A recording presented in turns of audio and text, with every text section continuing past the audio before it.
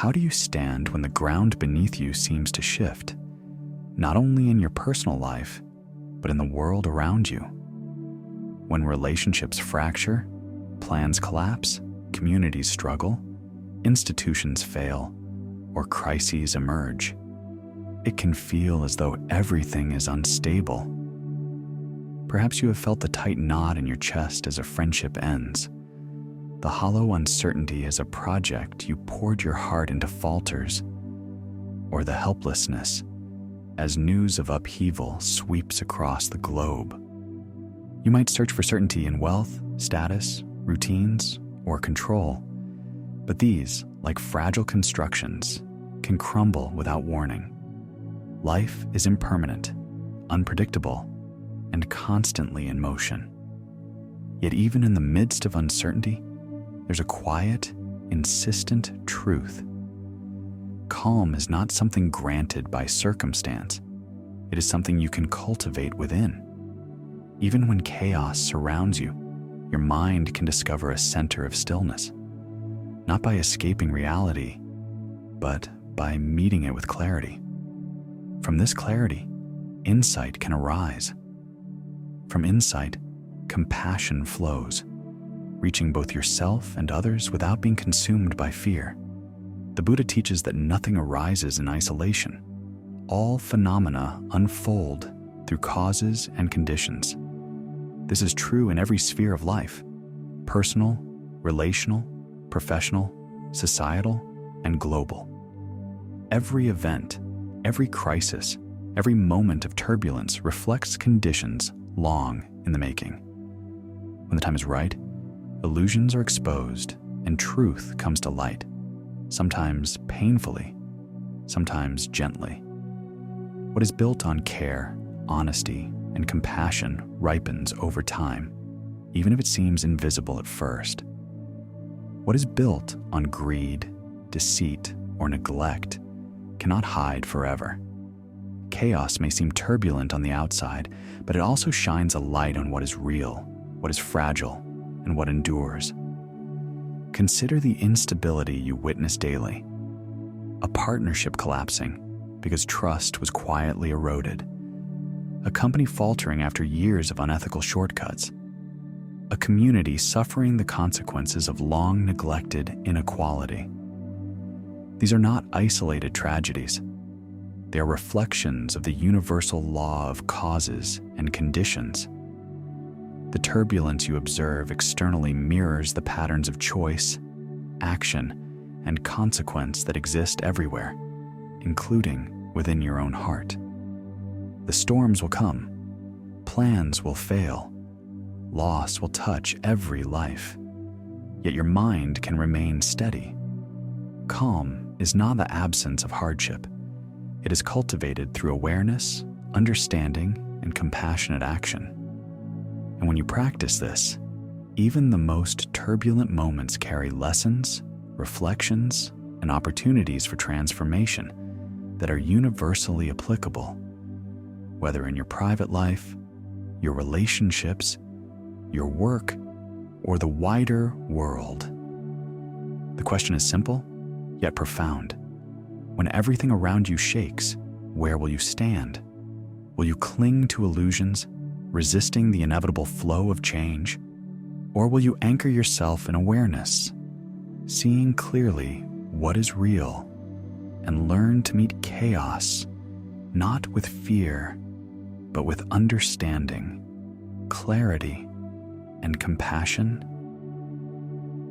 Chaos is a mirror, seeing the truth behind the turbulence. Chaos, then, is not merely disruption. It is revelation. It is the moment when what has been constructed, inwardly and outwardly, can no longer hide its true nature. When familiar structures begin to strain or collapse, it's tempting to see only loss or failure. Perhaps there is grief for a relationship that ends, frustration at a career setback, or sorrow for a community torn by conflict. Yet the Buddha invites a different understanding. Turbulence is the point at which causes and conditions mature, bringing what was hidden into view. Chaos does not create truth. It discloses it. Seen clearly, this moment is neither accidental nor cruel.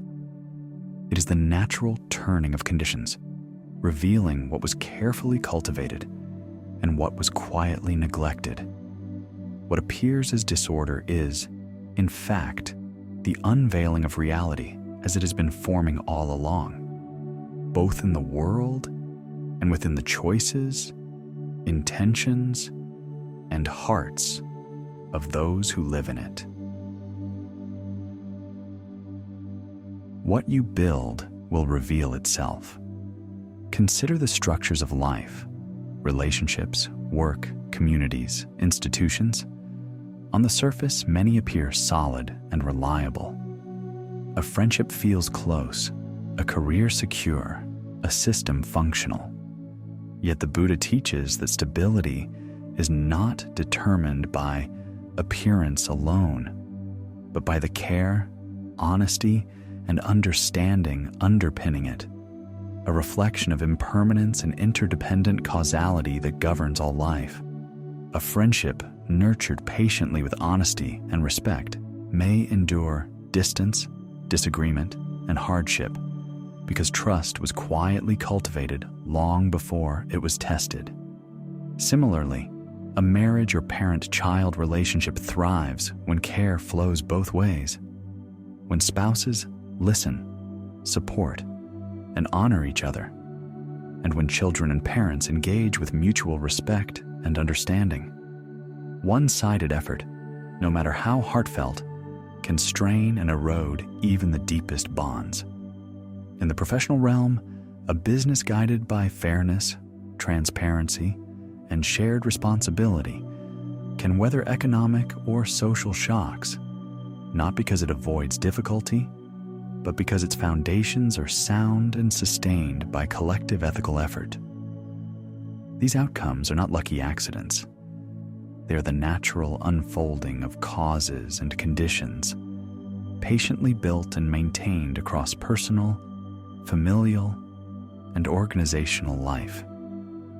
By contrast, what is built on manipulation, self-interest, or avoidance of truth often appears stable until it is not. Perhaps a career seems unshakable, a relationship secure, a project thriving. The mind likes comfort and reassurance, and small compromises are easily overlooked. Ethical shortcuts are rationalized, and short-term gains mistaken for strength. Yet when conditions shift, the illusion dissolves. Collapse often feels sudden and shocking. A relationship ends unexpectedly. A reputation unravels out of nowhere. But the Buddha would remind us that nothing arises without cause. Chaos does not create these failures. It exposes what was already present but unseen. What was neglected, ignored, or dishonestly constructed can no longer remain hidden. This principle is universal. It applies to personal lives, organizations, societies, and even global systems. What seems stable may simply be untested. What feels permanent may rely on conditions that have not yet shifted. When those conditions change, truth surfaces, not as punishment, but as consequence. Recognizing this transforms the way you live. You start to pay attention, not just to outcomes, but to intention. Not just to success, but to integrity. You see that what you cultivate inwardly, in thought, speech, and action, inevitably shapes what manifests outwardly. In this way, chaos becomes a teacher, a quiet guide, showing where care, attention, and ethical alignment are needed, long before collapse arrives to make the lesson unavoidable. Suffering arises from clinging, not chaos. Even amid upheaval, the Buddha teaches that suffering does not arise solely from external events. Loss, change, and instability are woven into the very fabric of life. Yet the heart often reacts as if the world has betrayed it, as if a sudden fracture in a relationship, a career setback, or a global crisis were a personal injustice. What transforms these experiences into suffering is not the events themselves, but the mind's insistence that what is impermanent should remain, that what is unstable should provide lasting security. Clinging begins quietly, almost imperceptibly. A relationship or friendship may become who one is. A role may become my worth. A belief or routine may become how things must be. In these subtle attachments, identity becomes intertwined with circumstances, and dependence masquerades as stability. For a time, this story feels safe. The self one has constructed seems solid. But when circumstances inevitably shift, as they always will, fear rises, anger flares, and despair creeps in. Not because the world has changed, but because the fragile self one mistook for permanence can no longer be sustained. Here, the insight of non-self, anatta, is not abstract philosophy. It is a lived understanding that transforms experience. No relationship, position, community, or institution is a self. None can ultimately belong to one in the way the mind imagines, and none can shield us from the natural tides of change. When we treat them as mine, their transformation feels like personal collapse. Chaos does not create suffering. It merely exposes the suffering already seated in attachment. To see this clearly is to begin loosening the grip of pain, to step into the possibility of presence without clinging. Resistance to this truth is natural. The mind protests. This should not have changed. I cannot survive this loss. In such moments, suffering is intense, yet the Buddha's teaching offers a gentle path forward. When the mind softens into awareness, not through denial, but through open attention, suffering loses some of its power. Pain may remain, the heart may ache for what has shifted or passed, but suffering is no longer compounded by the illusion that one can hold what is impermanent. We grieve, we acknowledge loss, yet we are not consumed. This understanding deepens when we reflect on the workings of karmic conditions. Life rarely unfolds in simple, linear cause and effect terms, and what may appear unjust at first often reflects a subtle web of causes and conditions, some visible, others hidden. We may act with care, honesty, and integrity, yet the results can feel unrewarded or even painful. Others may pursue selfish ends and seem to flourish, and it is natural to feel frustration or even discouragement in such moments. Yet these apparent injustices are not signs that ethical action is futile, nor are they cosmic punishments or rewards. They are part of the natural unfolding of conditions, which often take time to fully manifest. When the conditions are ripe, everyone experiences the consequences of their choices. What is sown is eventually reaped. This truth is not meant to punish or scold, but to remind us that the world is deeply interconnected, and that our efforts, even when unseen, matter. Understanding this invites us to act with care, awareness, and integrity, even when outcomes seem uncertain or unfair. It encourages a quiet steadiness of heart, a trust in the natural unfolding of life, and a gentle confidence that honesty, compassion, and right action are never wasted. In practical terms, insight into non-self and karmic conditions allows the heart to remain steady amidst turmoil. One can grieve without collapsing, act without desperation, and engage without clinging to results. When a friendship ends, a project fails, or a loved one is lost, we can observe the impermanent, interdependent, and conditioned nature of what has changed.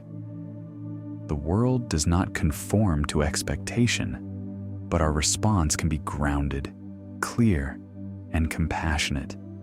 We can nurture what remains, acknowledge what passes, and act ethically within the unfolding of causes and conditions. Suffering, then, is not eradicated, but it is transformed. By recognizing what is not self and understanding the interdependent nature of events, the mind softens. Fear and despair lose their dominion. Compassion and wisdom arise naturally, guiding action that is tender yet firm, engaged yet unattached. The heart becomes a space where pain can be acknowledged without being imprisoned, where the currents of chaos are met with clarity rather than panic. In this way, the Buddha's teaching is profoundly practical. It does not promise a world free of loss, but it offers a mind free from unnecessary suffering. By loosening attachment, embracing impermanence, and observing the interweaving of causes and conditions, we discover that even amidst chaos, we can remain awake, steady, and capable of responding with love, insight, and ethical discernment. The storms will come, but our inner life can remain an anchored refuge, not untouched by change, but resilient and compassionate. A home for clarity and presence amid the turbulence of existence. Chaos as light and transformation. Chaos does more than reveal fragility. It interrupts the familiar. It arrives when life no longer follows the patterns the mind relied on. Plans stop working. Assumptions fail. What once felt manageable suddenly feels uncertain. In these moments, it is natural to feel disoriented, resistant, even frightened. The mind searches for something solid, something to restore a sense of control. Yet the Buddha's teaching offers a profound perspective. Chaos is not merely destruction, it is revelation. It illuminates the underlying structures of life, both external and internal, showing what has been nurtured and what has been neglected. When relationships fracture, projects collapse, or communities falter, what surfaces is not only the weaknesses of circumstance, but the unexamined truths of intention, attention, and care. Inequities long tolerated, negligence quietly excused, and ethical compromises rationalized in comfort can no longer hide. At the same time, chaos exposes the quiet strengths that often go unnoticed. Patience cultivated without recognition, integrity maintained without reward, and care extended without expectation all become visible when stability falters. What endures in the storm is not flashy or loud. It is the steady, unseen work of attention, compassion, and ethical alignment. Life has a way of revealing these inner and outer truths precisely when comfort and routine no longer conceal them. On a personal level, disruption highlights patterns that were previously invisible. A sudden loss, betrayal, or failure rarely introduces something entirely new. It makes present what was always there. Where mindfulness was absent, the gap is experienced. Where truth was neglected, its cost becomes apparent. Yet, in the same moment, latent resilience, insight, and compassion often emerge, proving that even the human heart contains capacities for endurance and care that we may have underestimated. Viewed more broadly, social and global crises, pandemics, political upheaval, climate disasters, mirror this dynamic. They expose structural fragility, long-term neglect, and the consequences of short-sighted choices. But they also awaken cooperation, solidarity, and creative problem-solving. Chaos does not force wisdom. It invites it. It asks us to awaken to interdependence, to see that individual, societal, and ecological systems are deeply connected. The apparent disorder is a teacher, illuminating where attention, care, and ethical action are most needed. This is where understanding non-self, anatta, deepens the insight. Roles, relationships, and institutions are processes, not possessions. When they shift or dissolve, we may feel loss, yet nothing essential has been destroyed. What is revealed is not merely external reality, but the mind's attachments and assumptions about permanence, control, and identity. By recognizing this, suffering can be disentangled from circumstance. We do not cling to what cannot last, and we can act ethically without being consumed by fear or despair. Chaos, therefore, is both mirror and lantern. It reflects the illusions we carry and illuminates the values we live by. What was built with attention, compassion, and integrity remains evident. What was neglected, avoided, or distorted cannot hide. Awareness transforms disruption into instruction, fear into discernment, and confusion into clarity. The Buddha's teaching reminds us that insight arises not automatically from suffering, but when suffering is observed with presence, compassion, and understanding.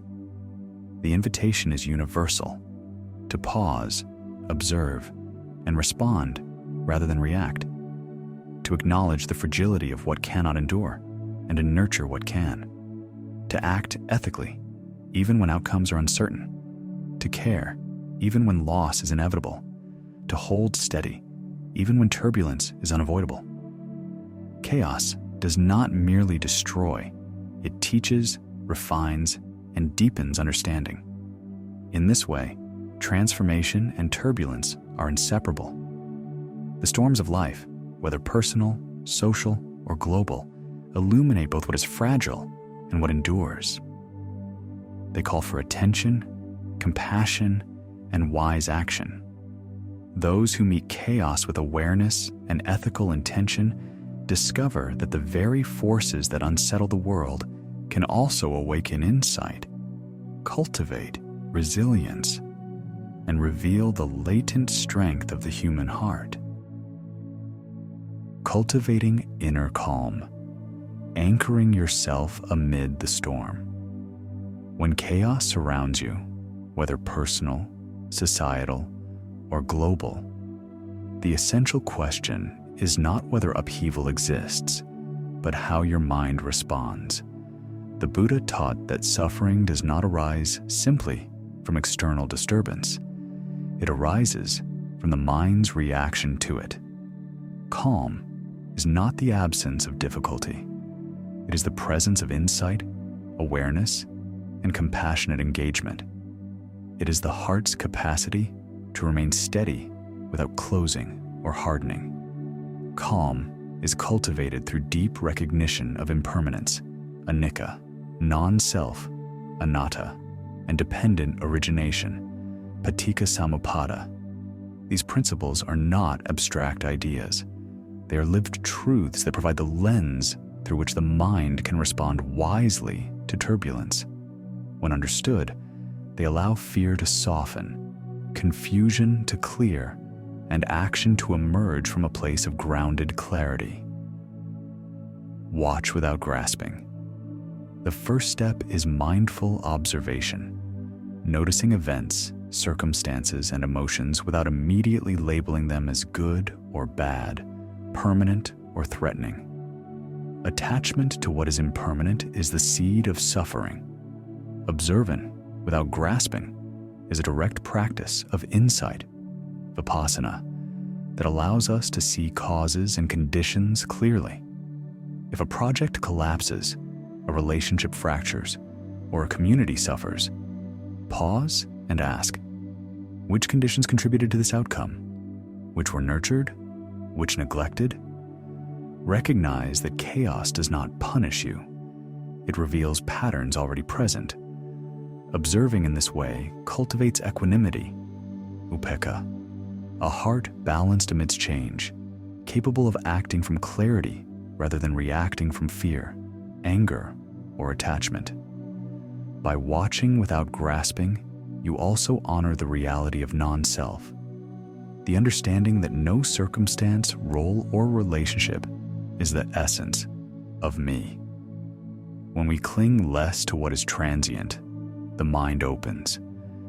Pain may still exist, but suffering need not dominate.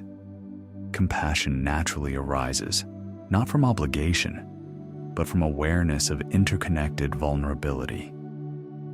Plant your feet in the present. Chaos often triggers anxiety as the mind projects backward into regret or forward into fear. The Buddha taught right mindfulness, sammasati, as a path to anchor the mind in the present.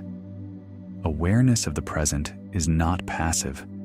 It is the foundation for ethical action, wise discernment, and emotional resilience. Focus on the body and breath. Notice your feet on the ground, the weight of your body, the rhythm of your breathing. These simple physical anchors reconnect you to the now, calming the mind and revealing where attention is needed. Present moment awareness allows right effort, samavayama, to arise naturally, letting go of harmful mental patterns and cultivating those that sustain clarity, compassion, and ethical action.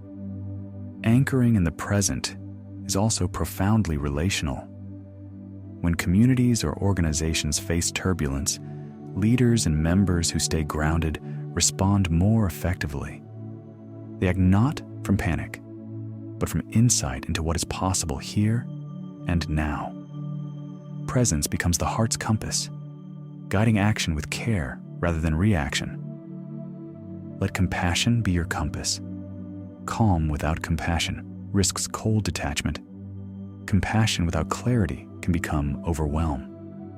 The Buddha emphasized that wisdom, panya, and compassion, karuna, must arise together. True calm arises when awareness is paired with an open heart.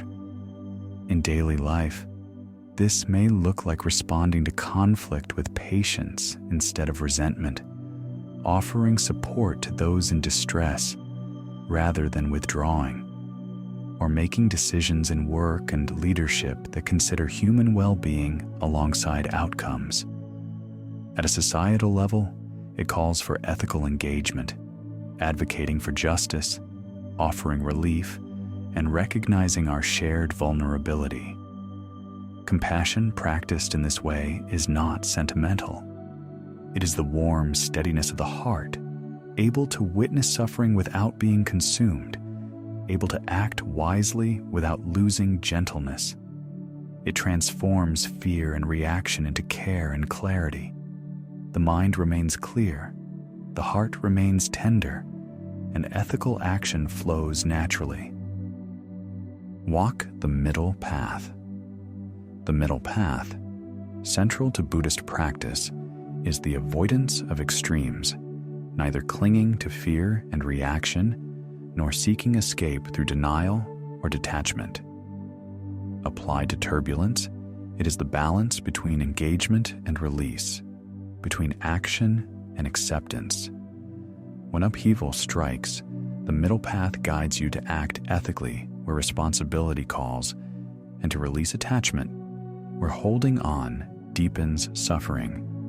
It embodies right view, samaditi, seeing the impermanent, conditioned nature of all things.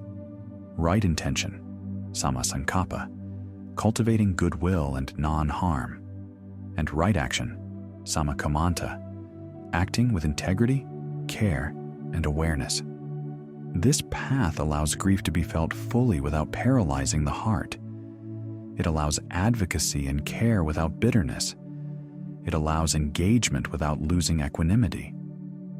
The middle path is the living practice of freedom from clinging, the steady current that runs beneath life's storms, supporting resilience, insight, and compassionate action. Cultivating inner calm is not a single achievement.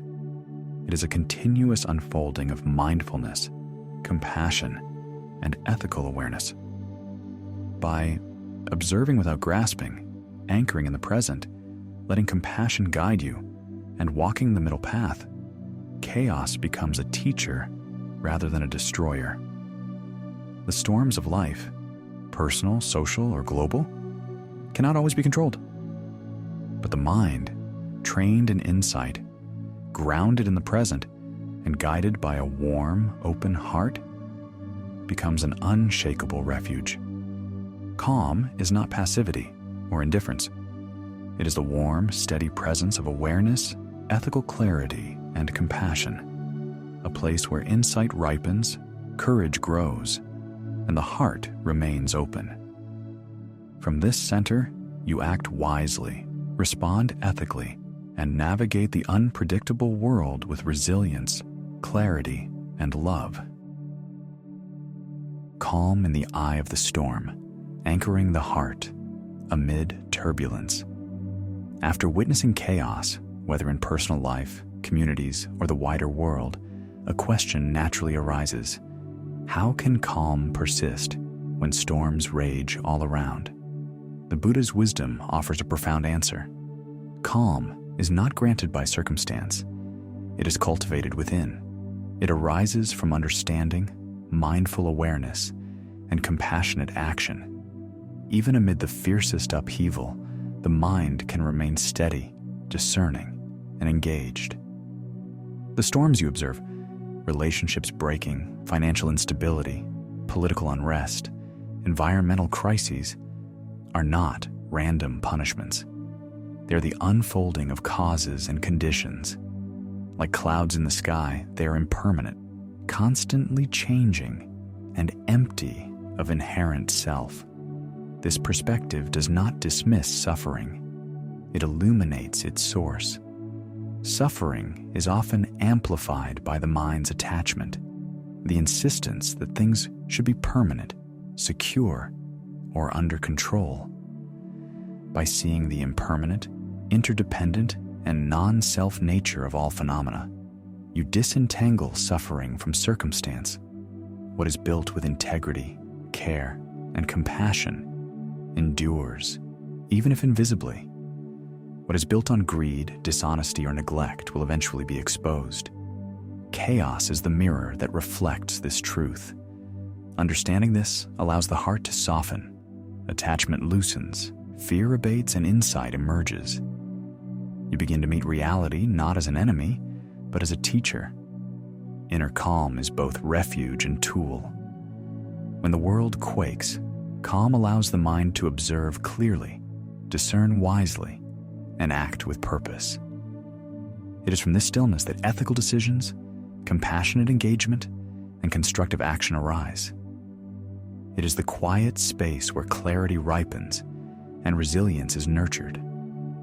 Consider a community facing sudden upheaval, a natural disaster, social unrest, or economic collapse. Those who panic, blame, or cling to illusions often amplify suffering, both their own and others. Those who act from awareness, anchored in the present, guided by compassion, and attuned to the interdependent nature of events, navigate the crisis with steadiness. They see what is needed, respond skillfully, and embody care without being consumed by fear. The same principle applies in personal life. When a relationship fractures, a career falters, or a loved one is lost, calm allows you to grieve fully without being overwhelmed, to act ethically without being reactive, and to learn from experience without clinging to illusion. The storm is still present, but it no longer dictates the mind's peace. Calm in the eye of the storm is not passivity or denial. It is the embrace of wisdom, the alignment with impermanence, non-self, and the law of dependent origination.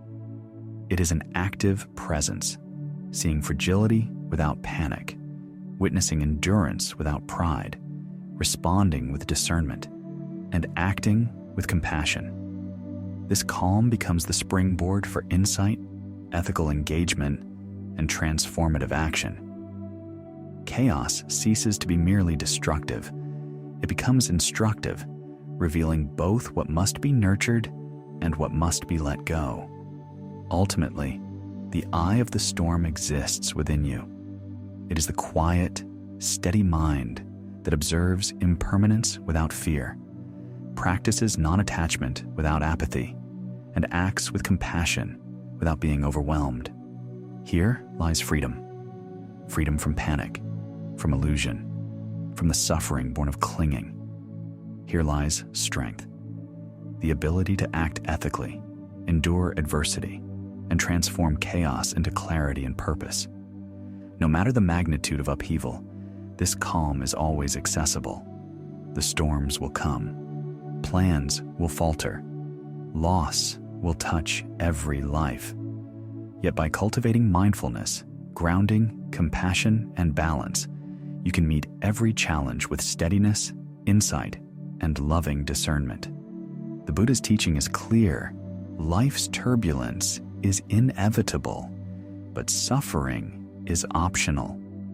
With calm in the eye of the storm, you are both witness and participant, fully awake, fully engaged, and fully capable of transforming the chaotic into the meaningful.